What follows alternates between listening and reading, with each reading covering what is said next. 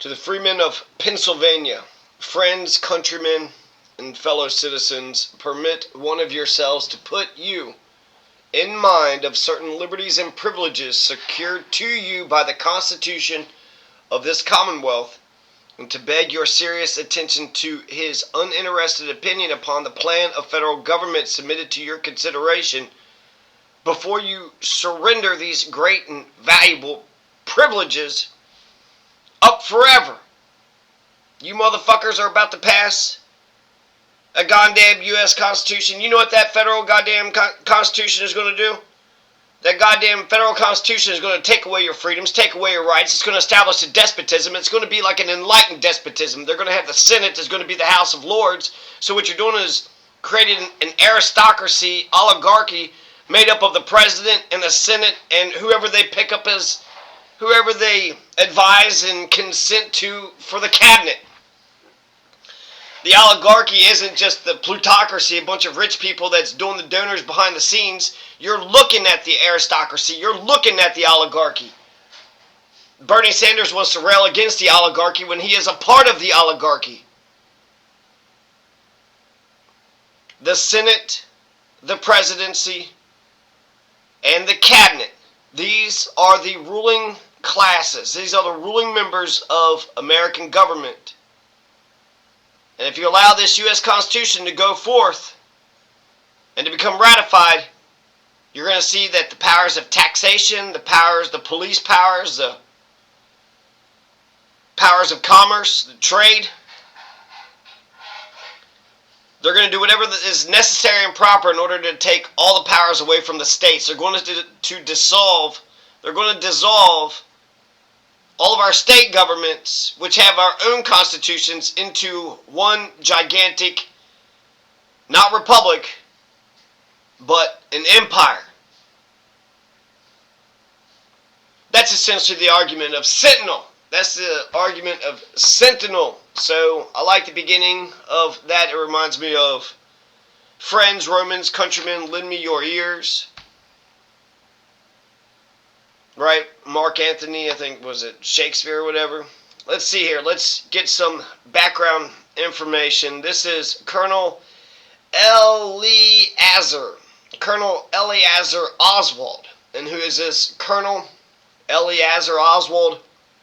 Well, he's one of the authors to the Centinel articles. Now, I've heard that there's 18 Centinel articles, 24 Centinel articles. This, what I read to you, was the first sentence of Centinel number 1. So there's, 18 to 24 of them that's out there, and in order to understand the originalist arguments to the U.S. Constitution, then you should read the Federalist and the Anti-Federalist papers. That will make sure you understand what the Constitution is and what it is not. Centinel 1 was written October 5th, 1787. This is a time before radio. This is a time before TV, before cable TV or satellite TV, before the automobile. It was before toaster strudels. It was simpler times where people actually read for information and for fun. What you doing on Friday night? We're going to a Constitution reading. Oh, I'm going to a constitutional convention. You know, Madison, when he was proposing the Constitution, he would read the Constitution line by line, sentence by sentence, and then they would debate line by line, sentence by sentence. So we only have a picture of George Bryan, which is the father of Samuel Bryan. Samuel Bryan is the one that's wrote most of the Centinel articles. So the father of Samuel Bryan is George Bryan, who was like the president of Pennsylvania during the Revolution era. He was the president of Pennsylvania in 1778. So that's when you're going to have the Constitutional Convention. I'll put this in historical context in just a second. I want to talk to you about this guy here. This is George Bryan. This is the father of Samuel Bryan. We don't have a picture of Samuel Bryan. Samuel Bryan is the one that wrote probably all the Centinel articles, but some people talk about George Bryan writing some of them, and also that Eleazar Oswald Eleazar Oswald and George Bryan both wrote a few of them, but another guy named Samuel Bryan, who I pretend this is what I would like for Samuel Bryan to look like, right? Just nice, clean cut, just a nice chap, just a nice feller, right? Has no weird fucking blemishes, no oversized or undersized or weird indentations on his head, just a nice young man. George Bryan it's his father, so, we're talking about the same bloodlines here.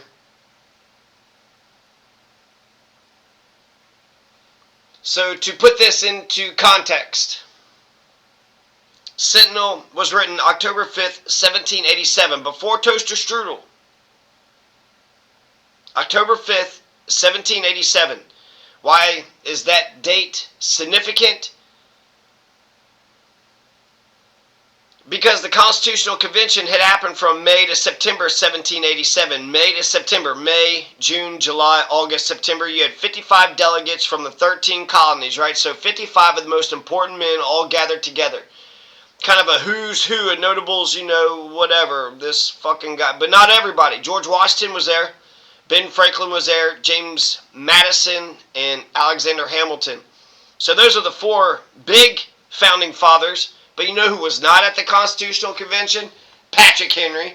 You know who was not at the Constitutional Convention? Thomas Jefferson and John Adams. John Adams, Thomas Jefferson, and Patrick Henry. They were not at the Constitutional Convention. So from May to September, right, was that May, June, July, August, September, for 5 months, these 55 assholes went ahead and scribbled up some sort of parchment. They liked what they did. They had some fucking compromises and shit, and they went ahead and signed on the dotted line. George Washington chaired the event, and I think that's what had actually brought it all back together. This was just after Shays' Rebellion. What they're doing is a constitutional revolution. Before, you had the Articles of Confederation, and I want to say that's what was governing them during the Revolution. During the Revolution, it was the Articles of Confederation. But George Washington isn't going to become the president until this U.S. Constitution is ratified, which it's going to do so in 1788, a year after the Constitutional Convention. So Shays' Rebellion just happened.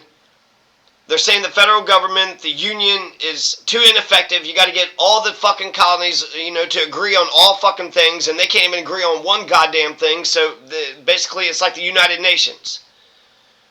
It's feckless, has no power, has no will. It's basically a piñata to laugh at. A piñata without any damn candy.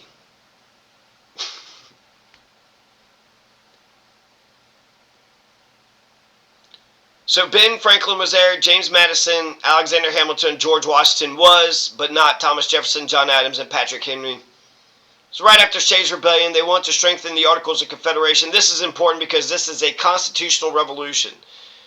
The U.S. Constitution is going to dissolve the Articles of Confederation. And then all this fear about the federal government usurping the state governments, well, that's a legitimate fear. That's a legitimate fear. You got 3 branches of government. You got constitutions. You got bills of rights. You got elections. We have bicameralism, federalism. We have, a lot of the science of politics is embedded in our U.S. Constitution to prevent tyranny. We don't want no fucking King George III anymore. We don't want no King fucking Henry VIII. We don't want no goddamn King or Queen Elizabeth the fucking who the fuck ever. We're sick and tired of hereditary succession, monarchy, an autocratic dictator. Are you fucking serious? If an American wants to become a dictator, then it's possible, right? You become the president, then you just get the states, the 3 branches of the federal government, then the states on board, and then you make sure you're not infringing upon anybody's bills of rights, anybody's freedoms, so you should be the one who's actually championing the freedoms. And if you can get, the states on board and the 3 branches of government on board and the people on board with your idea, then you could be a dictator. They want to say Abraham Lincoln was a dictator, but of what? Of liberation? Be a dictator of liberation. That is fine. That is fine. That's actually the beauty of America. When it comes to whether or not you're a communist or a fucking Nazi, I think that we've actually developed the middle way. That's why it's the end of history, right? Francis Fukuyama. We developed the middle way. And what's the middle way? To have a democratic constitutional republic. To have a democratic constitutional republic that's tied to market forces. Because you got to have elections, you got to tie it to the people, you got to have the consent of the governed. Before the Republicans and Democrats, you had Federalists and Whigs, but actually it was the Federalists mostly, and then you had the Democratic Republicans. They were one party. Thomas Jefferson, he was considered both Democratic Republican. So frankly, when people want to talk about whether or not America is a democracy or republic, fucking neither. We're a federation, you stupid motherfucker. We're a federation. We're a union of 50 states, plus we got 14 colonies. And, 900 military bases. So that's an empire. That's not a republic, a quaint little republic. When I'm watching Star Wars, that's nice, let's fight for the republic, To get away from kings and queens, that makes sense. We're going towards a republic, but without elections, without the people weighing in, you don't have a republic if you don't have democracy. I once asked a political science person, what's the difference between a republic or a democracy? And he was like, it's the same thing, isn't it? I was like, yeah, I guess it is. Yeah, I guess it is. Some slight variances, but I feel like mostly the argument is probably coming from, well, I like Republicans, but I don't like Democrats. Democrats is democracy, and Republicans are republic. So I like the republic because I'm a Republican. Oh, yeah.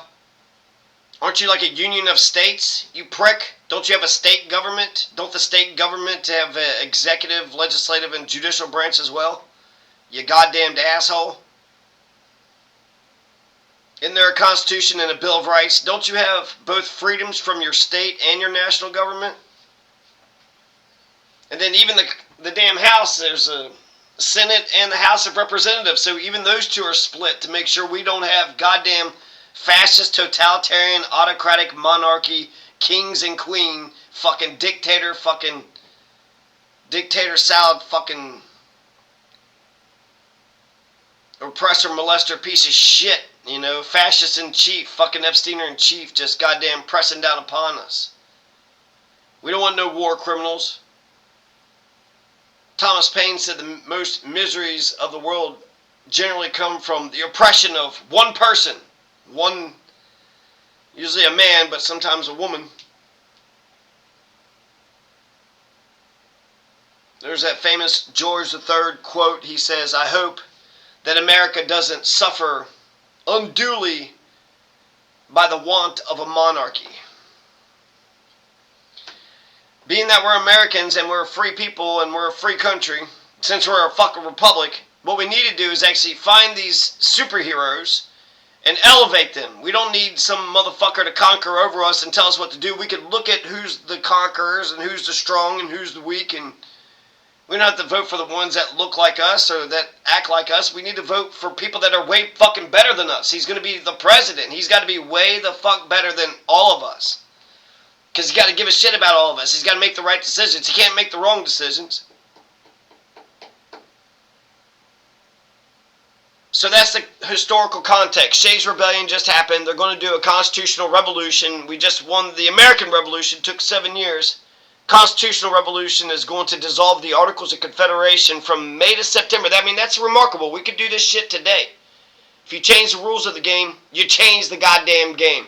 Okay, here's the cards. Okay, we're going to play with these rules. Okay, this is bridge. Okay, now we're going to play with these rules. Oh, well, that's poker. So you change the rules, it changes the whole goddamn game. That's a fucking revolution. That's a revolution. And for all the communist motherfuckers out there, You're not going to have a Bill of Rights. You're not going to have a Constitution. You're not going to have elections. It'd be hard for me to get on board with that shit.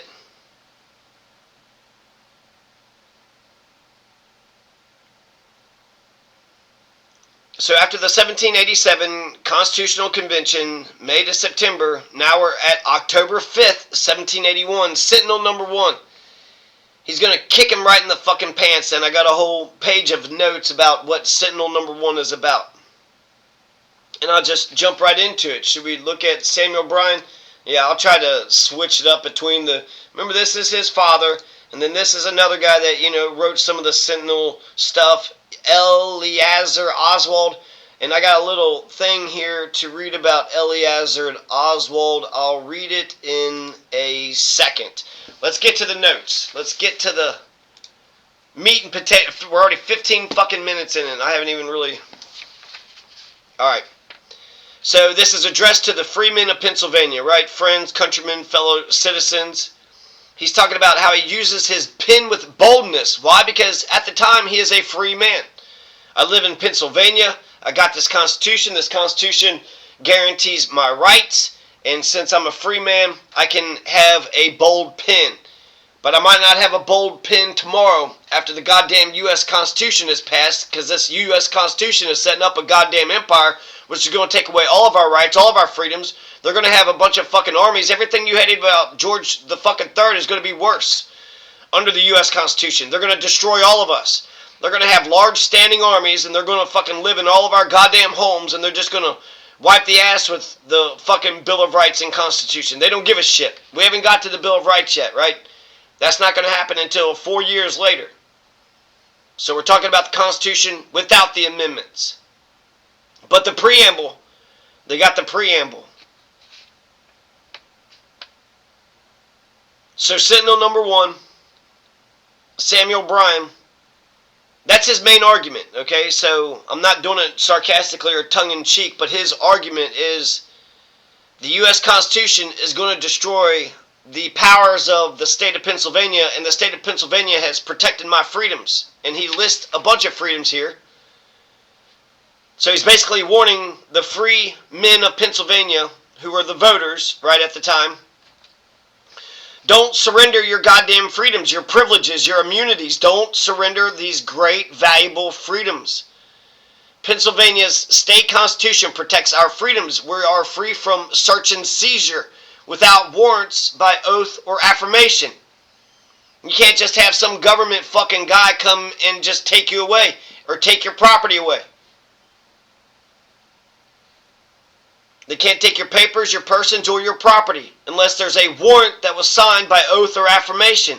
They have to swear to it that they saw the damn thing. And usually it means a judge has issued the damn warrant. They can't search or seize you or your property. They can't just barge into your goddamn home.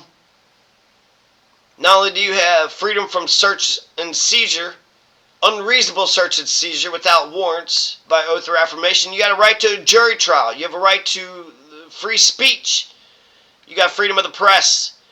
You can write and publish whatever you think.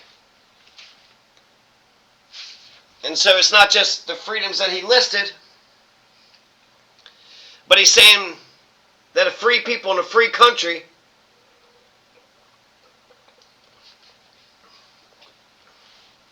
all of our freedoms are at stake. All of them. In Sentinel 1, Samuel Bryan is going to say, the most daring attempt, the U.S. Constitutional Convention, the U.S. Constitution, is the most daring attempt to establish a despotic aristocracy among freemen that the world has ever witnessed. I mean, this guy's, spitting out some rhetoric, is he not? This goddamn U.S. Constitution, these U.S. Constitution motherfuckers are going to goddamn oppress us all. They're going to take us all, they're going to make us all your slaves. We're all going to be a bunch of fucking, we're going to get genocided, we're going to be enslaved.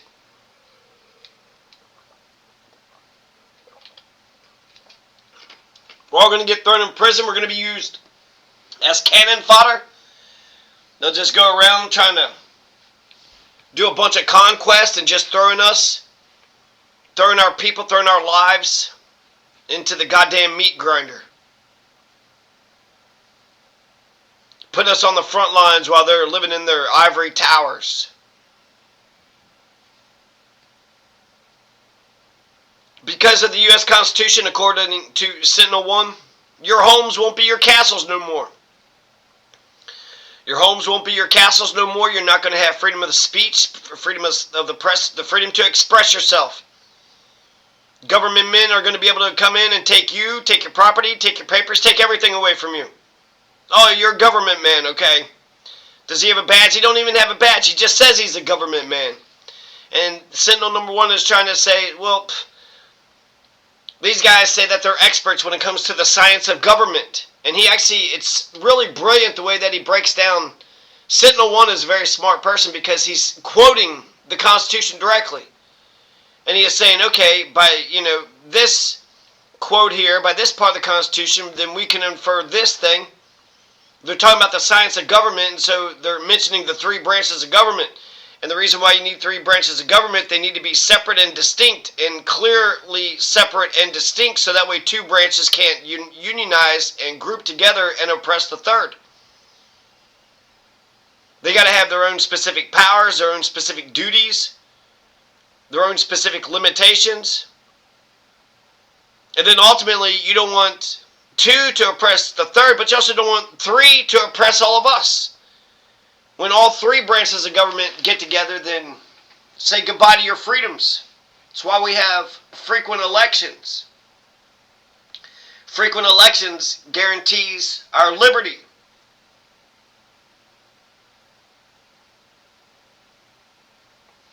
He references Mr. Adams and his science of government, 3 branches of government. Never in history has that ever worked. So Mr. Adams, smart man, looked throughout history and he says the closest thing that they're talking about is the British Constitution. And the British don't even have a constitution, so okay, we're already fucking up there. But they're saying that there's 3 branches of government in Britain, and they're trying to say that that's the model that they're sort of working with. But it fucking failed because of George III, right? And then they said that even Britain's constitution is off. So that means this American system, this American experiment, has never worked in history. It's never worked in history. All of history. There's never been a free country with a bunch of free people with 3 branches of government, and they made that work. This is the most daring attempt to establish a despotic aristocracy among freemen that the world has ever witnessed. So we're not a republic, we're not a democracy, you stupid goddamn fucking serpents, you brood of vipers.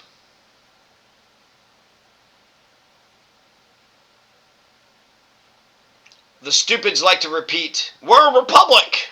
Oh yeah, why do we have 900 military bases? Don't that make us an empire? Republics have to have elections, and the elections are by the people. Democracy is formed by the people. Without a republic, without a democracy inside a republic, then that ceases to be a republic, does it not? Give me a fucking break. The people are the sovereign, according to Sentinel number 1. The people are the sovereign, and when that ceases to be the truth, when the people are not a sovereign in a democratic constitutional republic, in our federation, when the people are not the sovereign in our American Federation, then that means we're living in an aristocracy, an oligarchy, a kakistocracy, a kleptocracy. The kleptocracy has taken over. Frequent elections protects our rights. So this is right after the U.S. Constitution was written up. Sentinel number 1, Samuel Bryan is like, oh, au contraire, you dumb sons of bitches. You have no idea what the hell you're talking about. He quotes it. He quotes it directly. He even points out, he says, here's how the legislative is going to work. Here's how the judicial power is going to work. Here he quotes it. The judicial power, this I'm quoting verbatim. Samuel Bryan. The judicial power by the first section of Article 3 shall extend to all cases in law and equity arising under this Constitution, the laws of the United States, and treaties made or which shall be made under their authority, to all cases affecting ambassadors, other public ministers, and consuls, da-da-da-da-da. He quoted it. I know motherfuckers that haven't even read any of the Constitution. Not once, not twice, and definitely not in any meaningful way to where they were going to memorize it. He references Montesquieu. He says that standing armies in times of peace is the great engine of oppression. Standing armies in times of peace are the grand engine of oppression. So clearly, since we're Americans, we're free people in a free country, we're not going to have standing armies. We're not going to have a bunch of Air Force and Navy and Marines and U.S. Army, just National Guard, ATF, FBI. We're not going to have police force. We're not going to have just a bunch of motherfuckers with uniforms and guns just standing around itching to attack us and to take away our liberties and our freedoms. Because when you give the king an army, yeah, they might go fight foreign wars, but if we don't need to fight a foreign war, then we don't need the army. What are they going to do with the army? The army's just going to stand around with thumbs up their asses, not doing shit? They're going to use the army to come after us. They just did that raid on that one building. Was it in Chicago or some shit? That had been pretty terrifying. He referenced Montesquieu. The U.S. is going to take absolute power through commerce and taxes. Standing armies in times of peace are the great engines of oppression. The federal courts are going to supersede the state courts. The federal taxes are going to supersede the state taxes. The federal government is just going to dissolve all the state governments, and it's going to be one gigantic fucking e pluribus unum, one nation. One nation under God. If you don't watch out, we're not going to be Pennsylvania and New York and Colorado and Nevada no more. Great writers say that republics can't exist in large territories. And I want to say that's another Montesquieu reference. And that makes sense.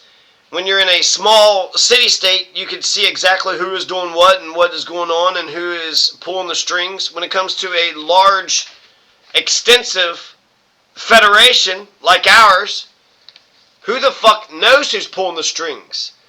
Who the hell is controlling this thing? Who is steering this Titanic? So what we need is a federation of a bunch of small republics. It's important for us to keep our nation states. It's important to keep the 50 nifty United States of America. The 14 colonies, the 900 military bases, I don't know. But we need the 50 nifty United States. Why not turn the colonies into states? Hell, maybe turn the fucking bases into states too. Instead of having 50 states, let's have fucking 1,000 goddamn states. You know? So that sucks. If extensive countries can operate by democratic and constitutional Republican values, well then we're fucked. America's going to be melted down into a single empire. The Senate is similar to the House of Lords. It's going to be populated by the well-born, the betters, the stuck-up snobby fuckers that think that they get to rule over us. So now you're going to have a bunch of fucking rich people giving a shit about them and their money and their power. And the Senate has power over the executive when it comes to the cabinet and the laws that's passed, the cabinet appointments. So the president is just the head of a Senate aristocracy. That's all it is. We have an oligarchy. It's called the president, the cabinet, and the Senate. He says also, watch out, there's not going to be any trial for civil cases. They're not going to pass their 7th Amendment. If they pass 7th Amendment, they're not going to incorporate it to the states. You watch.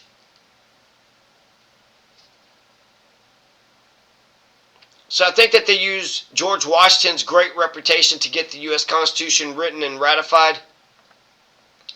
George Washington was, a powerhouse.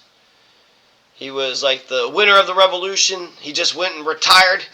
But then because of Shays' Rebellion and some other shit, some of the elites were saying, man, our America needs to be stronger. We need to throw out these Articles of Confederation and get ourselves a U.S. Constitution. This is, about 5 years. It depends on. 1781 was Yorktown. 1783 was the Treaty of Paris. So the war lasted, 5 to 7 years. We're not going to have a U.S. Constitution until 5, 6, 7 years after the end of the Revolution. And then we're not going to get a goddamn Bill of Rights until 8, 9, 10 years after the Revolution. So we barely won the Revolution, then we barely won our Bill of Rights. That's how terrified they were to letting us know what the great rights of mankind were. Thank God for the Anti-Federalist. Thank God for Centinel. Because they blew out the U.S. Constitution's got a gigantic gaping hole in it. That frame of government don't have a Bill of Rights. Where's your Bill of Rights there, U.S. Constitution?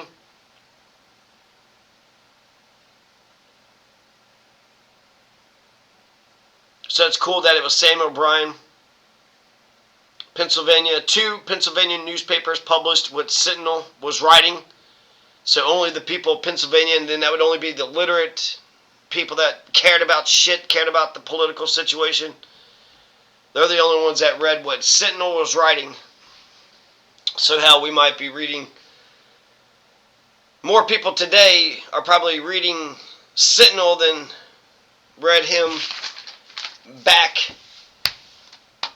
in the good old 1787s. Remember back in 1787? Here's a little short about Eleazar Oswald. In the summer of 1787, during immediately after the Constitutional Convention, Eleazar Oswald printed articles in support of ratification. So he loved it, right? Great Constitution, let's do this. After the convention had concluded, however, Eleazar Oswald began publishing pieces critical of the proposed Constitution. Well, how fucking convenient. He's just never goddamn happy. Hey man, this is going to be great. We're going to do this. We're going to do this. We're going to do it. Hey, we just did it. What the hell have you done? What in the hell did you just do to the American people? What? You supported us up until the point we fucking... He's going to fucking dunk it. I passed the goddamn thing. I'm going to get the assist. Goddamn baseball pass all the way across court. Why'd you fucking dunk it, man? What the hell? The Independent Gazette was one of only 12 papers in the U.S. to regularly publish essays opposing ratification. Between October 5th, 1787 and November 24th, 1788, a series of 24 Anti-Federalist articles were published in the Independent Gazetteer and the Freeman's Journal in Philadelphia. Written by Centinel, the letters of Centinel argued against adopting the U.S. Constitution. It is believed that Samuel Bryan wrote most of the articles, but that Eleazar Oswald may have wrote some of them. So there's Eleazar Oswald. I picked a picture that had the nicest face. That's not as nice looking. I mean, you want the actual likeness of the person, right? That's kind of what the English Civil War was about. That guy was like, just go ahead and draw my portrait up with warts and blemishes all. Make me look like a real fucking scoundrel. Because I am who I am. I am who I am. So, whether it's him or him or him, I'm glad he wrote. Centinel is awesome. I like all the Anti-Federalists. It's easy to just go along to get along, but to actually read the Constitution, understand what the trajectory of the thing is. Okay, if you do this, if you do that, then that means this thing could happen. I'm sure there's a lot of things that weren't even contemplated that have happened. George Bryan was an Irish-born American Pennsylvania businessman, politician of the Revolutionary era. He was first vice president of Pennsylvania, and then its second president, the governor, right, following the Declaration of Independence from Great Britain. So that's remarkable. That's fucking crazy. So while he was penning this shit, his father was the vice president of the Pennsylvania, so it wasn't like just a bland old regular citizen. So maybe Samuel Bryan just wanted his dad to be president of Pennsylvania. Hey, we can't have a presidency of all the United States of America. My dad's about to become president of Pennsylvania. If he's president of Pennsylvania, then I get to do whatever it's perfect freedom, perfect power. I get to do whatever the hell I want to do.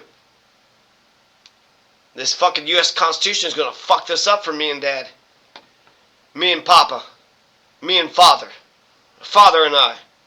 Me and Pappy. Me and Pappy. He was actually born in Ireland. So he's an Irish fucking immigrant. Isn't that just like fucking Irish immigrants? They come over here, they criticize our Constitution in very intelligent and poignant, pithy ways. They skewer our Constitution by pointing out its inconsistencies and hyperbolic exaggerations. Fucking Irish. That's all the fucking Irish ever have done. Sit there and criticize. I'll read another paragraph. Is that what I'm doing here? I think I've concluded with all my remarks. I got a couple. Let's see. The Good Samaritan, the Golden Rule, division in the family, bring a sword, don't call anybody father. That's just Jesus stuff. Let's see here. This paragraph or this paragraph? Let's read 3 paragraphs and then call it a night. From this investigation into the organization of this government, it appears that it is devoid of all responsibility or accountability to the great body of the people, and that so far from being a regular, balanced government, it would be in practice a permanent aristocracy. The framers of it, actuated by the true spirit of such a government, which ever abominates and suppresses all free inquiry and discussion, have made no provision for the liberty of the press, that grand palladium of freedom and scourge of tyrants, but observed a total silence on that head. It is the opinion of some great writers that if the liberty of the press, by an institution of religion or otherwise, could be rendered sacred, even in Turkey, that despotism would fly before it. And it is worthy of remark that there is no declaration of personal rights premised in most free constitutions, in that trial by jury in civil cases is taken away. For what other construction can be put on the following vis-a-vis Article 3, Section 2, D, in all cases affecting ambassadors, other public ministers, and consuls, and those in which a state shall be a party, the Supreme Court shall have original jurisdiction. In all the other cases above mentioned, the Supreme Court shall have appellate jurisdiction, both as to law and fact. It would be a novelty in jurisprudence, as well as evidently improper, to allow an appeal from the verdict of a jury on the matter of fact. Therefore, it implies and allows of a dismissal of the jury in civil cases, and especially when it is considered that jury trial in criminal cases is expressly stipulated for, but not in civil cases. But our situation is represented to be so critically dreadful that however reprehensible and exceptionable the proposed plan of government may be, there is no alternative between the adoption of it and absolute ruin. An absolute ruin.